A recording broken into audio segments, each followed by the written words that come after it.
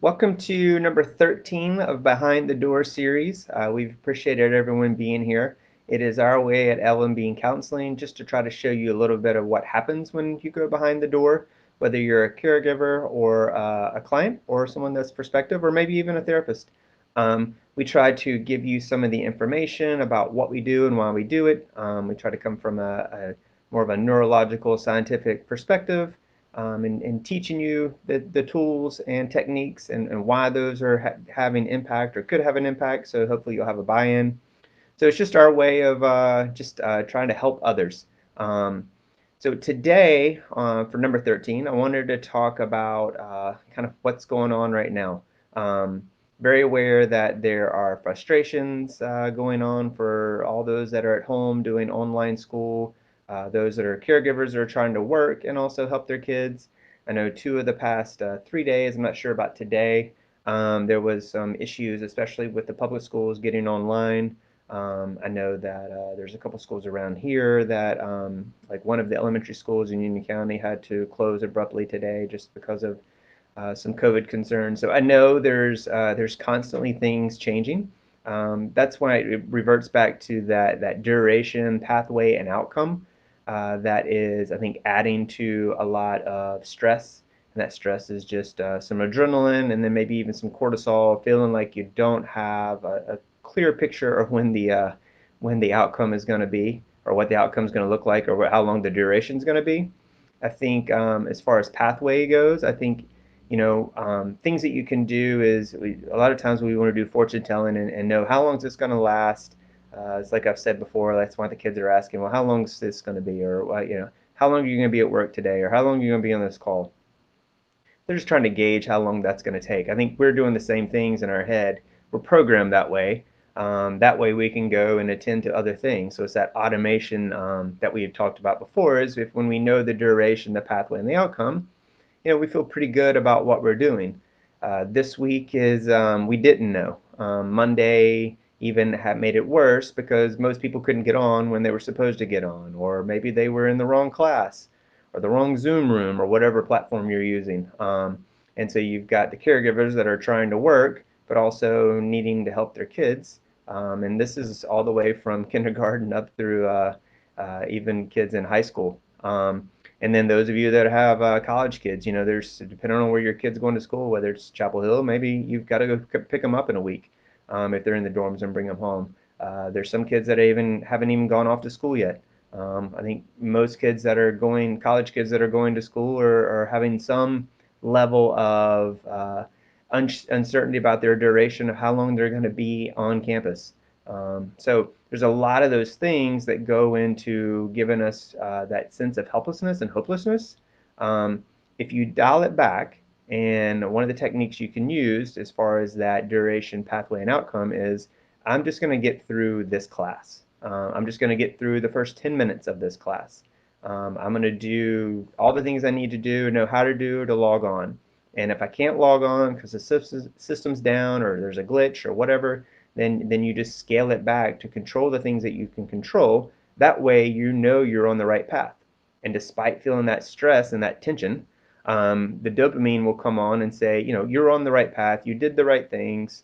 You did the right things to try to get your child online and hooked up, and it just wasn't meant to be in that moment. And then you'll as far as duration, you say, well, we'll try back in 5 minutes, 10 minutes, next class, next day, whatever the case may be, whatever time you come up with, and that's your outcome. That allows your brain to settle instead of just feeling like you're in this torrid swirl of not sure what to do, how to do, when's it going to work, when's this all going to work out.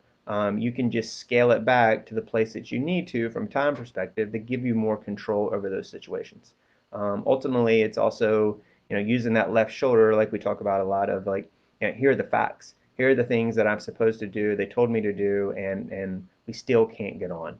And then there's nothing you can do about that. So those are the things that I know that are occurring right now this week.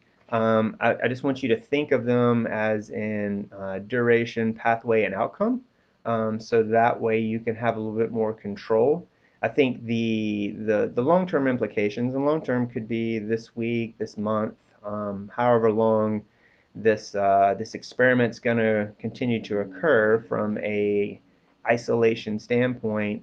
There's things that we've talked about before in some of these different series that I need you to be aware of and figure out how to hopefully make some changes around it. I think the biggest piece, especially for your kids, and that's all the way up to your college kids, is that isolation, social isolation piece.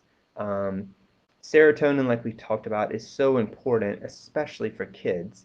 They're programmed for it. I mean, there's a network that becomes alive when kids are in their tweens and teens that is seeking out um, reassurances and belonging in your tweens and teenagers. That's why you see them do the things that they do sometimes, the wacky things that they do sometimes, is because they're testing.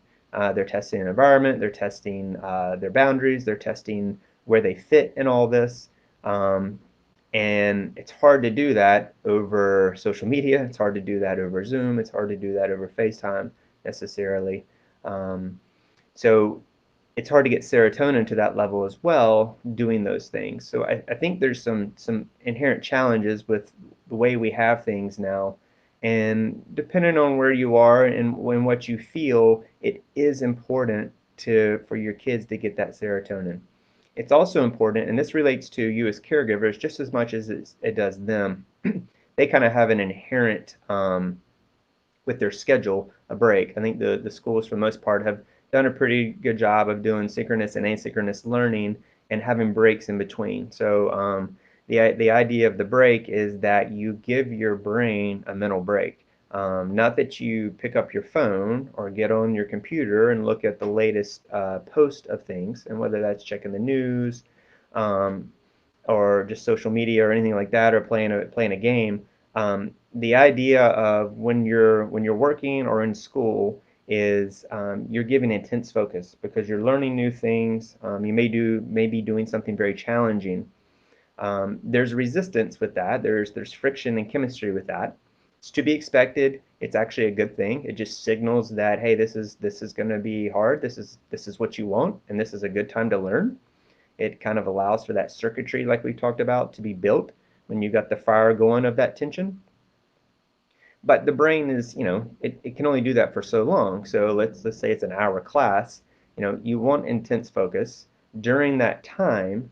And if you then change that class and go to the next class, but you're sitting there looking on your phone or scrolling through different things, you don't change the brain's viewpoint. It still feels like it's supposed to focus, and so you're still getting that adrenaline, along with kind of eating up some of your dopamine by doing the social media stuff. So it's really important during those breaks, and I say this too is for you caregivers, that you get up.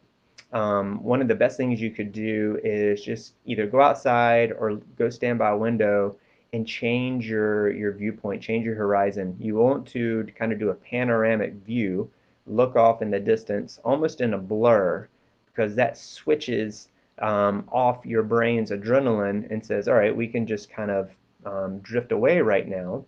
And then when the proverbial bell rings or it's time to get back on your call or whatever you're doing as a professional, then the adrenaline will kick back in, and now you'll be able to focus more rather than just keeping that adrenaline redlining for, let's say, for school, the 6 hours that they're in school. That's a bad outcome because you get brain drain. And so towards the end of the day, the brain can't sustain that effort, so it gets tired. So it's less likely to process information and learn. So if you can get up, go outside, change your viewpoint, change your view perspective, so the eyes are just panoramic versus very focused. So like if when you're looking at your phone, you're very focused. But and that's why I'm encouraging not to do that, and along with the benefits of not just scrolling through social media and eating up your dopamine.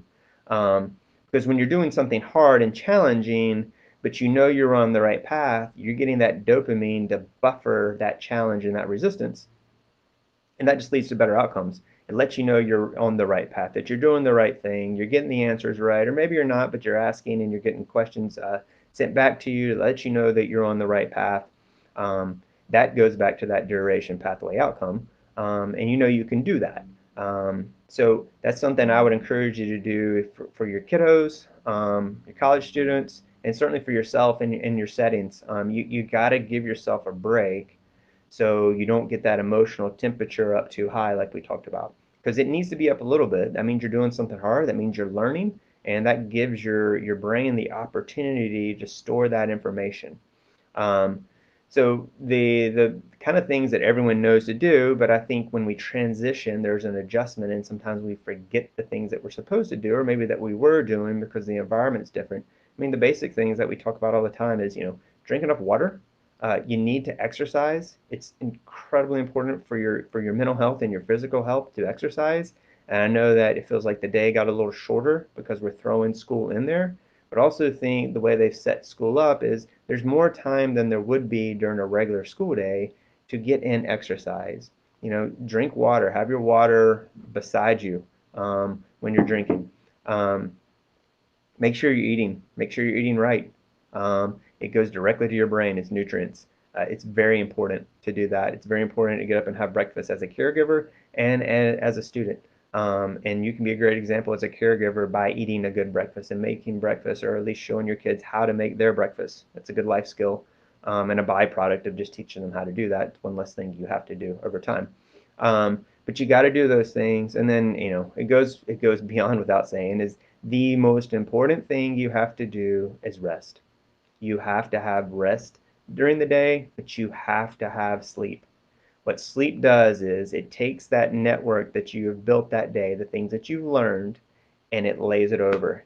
And that way, those things get stored more readily and they're easier to access the next day. If you don't get enough sleep, is that sleep cycle that we've talked about before, then you don't give your brain enough time to recover to do the things that it needs to do, whether it's restorative for the memories and the learning that you did, or whether it's something you did that was taxing physically. But all those things are vital for regeneration and for you to be able to access that information and then use it the next day.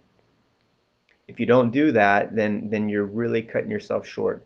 And I know during this adjustment, especially for our teenagers that we see, they go straight in from having a summer schedule of sleep, so staying up to 12, 1, 2, and then immediately roll straight into, all right, school time.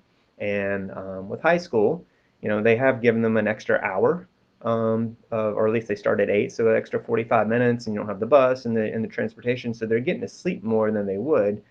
But you need to pay attention to that sleep clock and make sure that they're getting at least 56 hours each week. Otherwise, it's just making it harder for them to learn, and it's also messing with their irritability, their temperament, all those things. And that goes true for yourself too. Make sure you're getting to bed on time. 10 o'clock, 11 o'clock. If you're getting up at 6, you need to be in bed by 10 or 11 to get that 8 hours. It's just vital. Um, so the things you can do are, obviously sleep, water, eat right, exercise, take those breaks. You need to do some things that are rewarding, that give you the dopamine, and you get the reward when you do things that are hard. You need to have that serotonin piece like we talked about. So you have to find a way to connect with other people. If you're able to do that in person and it's a safe situation, that's the best way to get serotonin, but certainly calling people like we talked about, FaceTime, social media is like last on the list as far as social connection and getting that serotonin, because it just is, you may be getting a little bit of serotonin, but it's like sucking your dopamine. And you only have so much bandwidth on your dopamine. So we want to use the dopamine for powers of good to get you through those hard things as a buffer rather than just aimlessly scrolling through things and it just kind of slowly drip, drip, drip, drips dry of your dopamine. So that's very important. There's two things that you can do, that if you, as a caregiver or as your kids, if you're feeling more in a, let's just say, a more stressful state, and the stress is too high, so the fire is burning too hot and you're not able to focus on the things and do the things that you need to do. There's two simple breathing activities that you can do. One of them is if you're burning too hot and you feel your level and you feel your moisture temperature getting above that 5, that 6 like we talk about on a scale of 1 to 10, you can do a breathing technique, which is you take in a deep breath, very deep breath, and then you take in another breath. Right? So it's 2 inhales followed by an exhale. So a long exhale. And you may need to do that a few times. It may work after one time. But what you're doing is you're resetting your body by taking in deep breath, and then another deep breath. I won't go into the biology of it, but your lungs are able to say, all right, we're in this state, and this is a way to calm that state, and it allows it to reset. So you can do that at night if you're having a hard time getting your thoughts to slow down or shut down. You can do that if you're feeling it maybe before a test or before an activity or something difficult, or maybe it's a talk. That works really well to slow down that adrenaline. Now, the flip side of that is that if you're feeling very lethargic and not motivated, the other breathing technique you can do, and you have to be cautious with this, but think of hyperventilating. And so when you do that, you're taking these deep breaths in and blowing it out, but you're doing it in quick succession. So you may do like 30 of these really quick.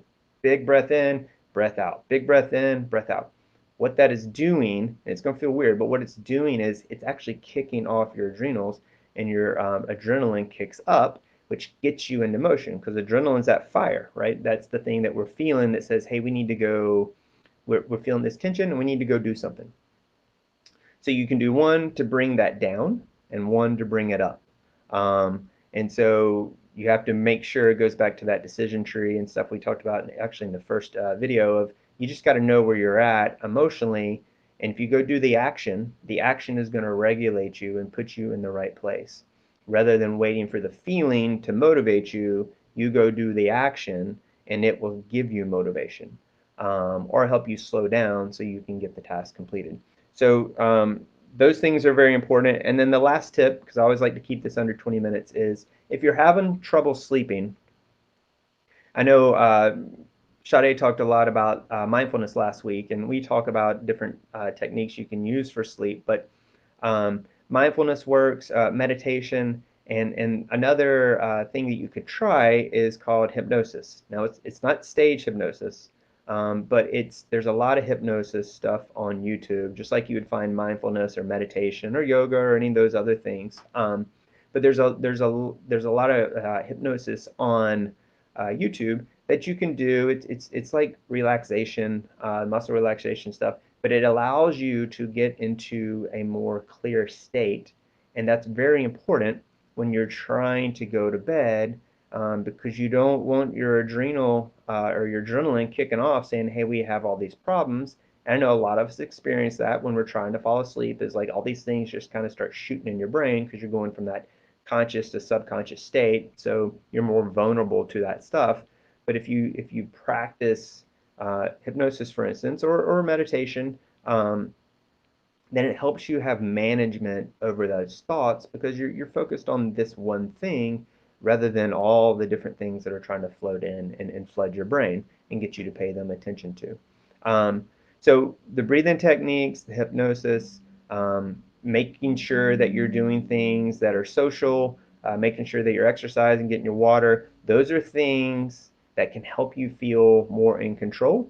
And then remember, just to bring back the first point of when things feel like they're falling apart, when you feel like you have very little power over things, especially when it's coming to all this stuff with school or at home or just caregiving, bring back your horizon to a place where you have control over it, and use that left shoulder to make sure that you are in that place that you're supposed to be. That's the facts. Like I said, some of these things we can't control. The going back to that duration, pathway, and outcome, we don't know how long COVID's going to last. We don't know how long schools are going to be the way they are. But we know back to the pathway that if you do what you need to do for the next hour, you're going to get through that class, or you'll do the things you need to do to try to get on that class. Well, that's your pathway. That is your outcome. And the duration for that is what you define. So whether that's 5 minutes, I'll try to work on this, or I will stay on this class for this next hour, take a break, get up, panoramic view, decompress, and then go back to the next thing, and you'll set the next duration, the next pathway, and the next outcome. That will calm your brain and make you feel like you're on the right path because you're going to get that dopamine. So let me know. I'll give everyone a minute or two just to see if there's any questions. Like always, we always appreciate you being here. If there's topics that you want to hear, we'd love to talk about them. We're trying to set some things up with schools to give more of these pandemic parenting talks. So if that's something that's interesting to you, feel free to reach out to your counselor, and we'd be happy to touch base with them to see if it's something that we can do on a larger scale to help them. We're going to have a couple of the different therapists over the next couple weeks come in behind the door and share some of their techniques and tips for how they do and help their clients. Really appreciate Sade last week of doing her mindfulness. It was very helpful. I hope you all got a lot out of it. So I'm not seeing any questions. So thank you for being here. As always, we will be back next Thursday at 11, and y'all have a great week and stay safe. Thanks. Bye.